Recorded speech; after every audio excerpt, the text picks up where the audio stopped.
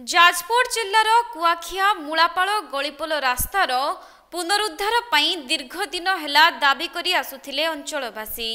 ଆଉ ଆଜି ସାଂସଦ ସ୍ଥିତି ଅନୁଧ୍ୟାନ କରିବା ସହ ଖୁବ୍ ଶୀଘ୍ର ଏହାର କାର୍ଯ୍ୟ ଆରମ୍ଭ କରାଯିବ ଏବଂ ଲୋକଙ୍କ ସମସ୍ୟା ଦୂର ହେବ ବୋଲି ପ୍ରକାଶ କରିଛନ୍ତି। पूर्व किसी दिन पूर्व स्थानीय लोकों डिमांड अनुजाई मु जाजपुर जिलार जिते प्रकार सब नेशनल हाईवे थिला रिव्यू करथिली रीजनल ऑफिस सहित सब पीडी माने थिले से डिस्कशन बेले समस्त समस्या विषय कथबार्ता होती माने चंडीखोल डुबुरी लाइन चंडीखोल पारादीप जो लाइन और केउझर जो लाइन जहाँ धन्यवाद दूसरी नेशनल हाईवे जाजपुर रोड पाखे से जो ओभरब्रिजटा खोली देइछन्ती एवं एठी गोटे डिमांड था 10टा पंचायत ब्रह्मवर्दा पर्यंत मूलापाल छकरू राजेन्द्रपुर अतलापुर ठार आरंभ करी ब्रह्मवर्दा पर्यंत सबू लोक मैंने यातायात करते हरिपुर दे जाजपुर टाउन जाऊे मूलापाल छकरू जोड़ किंतु ये जो लोक मैंने आसुँच जो कुआखिया और भद्रक एरिया आसुँच से रिभर्स लाइन आसुँच रोड क्रॉस करके आसुँच